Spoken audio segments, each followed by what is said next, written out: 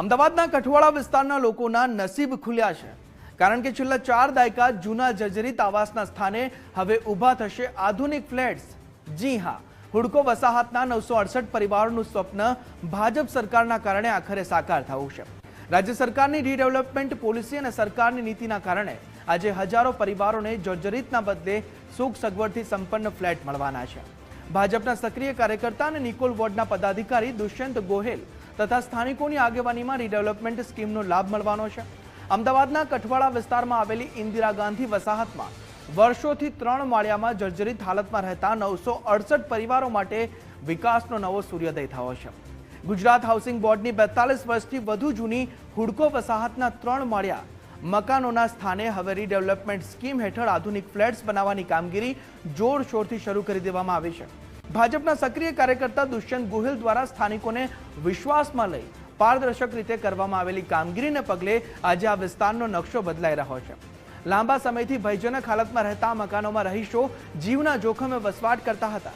ભાજપ સરકારની રીડેવલપમેન્ટ પોલિસીનો લાભ છેવાડાના માનવી સુધી પહોંચાડવા દુષ્યંત ગોહેલે જાહેર સભા યોજી 968 મકાનોમાં રહેતા પરિવારોને સ્કીમના ફાયદા સમજાવ્યા। હાલમાં જૂના તમામ બ્લોકનું સંપૂર્ણ ડિમોલિશન કરી દેવામાં આવ્યું છે અને ટૂંક જ સમયમાં અહીં 1 BHKના સુવિધા સંપન્ન ફ્લેટ્સ તૈયાર કરી પરિવારોને સુપરત કરવામાં આવશે। માત્ર રીડેવલપમેન્ટ જ નહીં, પણ GHBના સાઇટ એન્ડ સર્વિસ વિસ્તાર તથા ઝાલાવાડિયા અને આસપાસના વિસ્તારોમાં વર્ષો જૂની લાઇનોમાં પીવાના પાણી અને ગટર લાઇનોની સમસ્યા અને લોક રજૂઆતોને પગલે તેમણે AMCનું ધ્યાન દોરતા સાફ સફાઈ મશીનરી ઉતારીને કામગીરી શરૂ કરાવી, જેનાથી સ્થાનિકો રહીશોને ગટર તથા પીવાના પાણી લાઇનમાં ભેળસેળ ના થાય અને રાહત મળી રહે તેવી કામગીરી હાથ ધરવામાં આવી। અને સરકારની પોલિસી મુજબ કુલ ક્ષેત્રફળના 40% અથવા 30 ચોરસ મીટર આ બંનેમાંથી જે વધારે હોય તે પબ્લિકને આપવાનું થતું હતું। તો 40% કરતાં 30 ચોરસ મીટર મકાનનું ક્ષેત્રફળ વધારે હતું, એટલે સરકારે તમામ મકાન માલિકોને 30 ચોરસ મીટર મકાનનું બાંધકામ આપવાનું નક્કી કર્યું, જેમાં 1 BHK મકાન આવે છે। એક રૂમ, રસોડું, હોલ, સંડાસ, બાથરૂમ ને ચોકડી। કુલ અમારા પ્લોટિંગની અંદર 18 બ્લોક બનશે। એક બ્લોકની અંદર 56 મકાનો અને એક ફ્લોરમાં 8 મકાનો, ડબલ લિફ્ટ, એક સીડીની વ્યવસ્થા સાથે।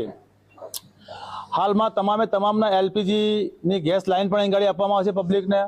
AMCનું પાણી પણ આપવામાં આવશે, બેસ્ટ ગટર લાઇન, સાથે સાથે 5 મોટા કોમન પ્લોટ એટલે COP આપવામાં આવશે, જેમાં એક મેન COPની અંદર 200 વારનું ક્લબ હાઉસ, આગળ ખુલ્લો પ્લોટ। બીજા COPની અંદર ભગવાન માતાજીના મંદિરો બનાવવામાં આવશે। ત્રીજા COPની અંદર સિનિયર સિટીઝન પાર્ક, ચોથા COPની અંદર એમ્યુઝમેન્ટ પાર્ક નાના બાળકો માટે, અને 5મા COPની અંદર જે આ વસાહતની એસોસિએશનની કમિટીના ફૂલ ફર્નિચર સાથેની ઓફિસ તથા થોડી ખુલ્લી જગ્યા। એની સાથે સાથે ગુજરાત હાઉસિંગ બોર્ડની પોલિસી મુજબ અમે અહીંયા આંગણવાડી માટે 2 મકાનો બી ફાળવવાના છે અને આરોગ્ય કેન્દ્ર માટે પણ 2 મકાનો ફાળવવાના છીએ।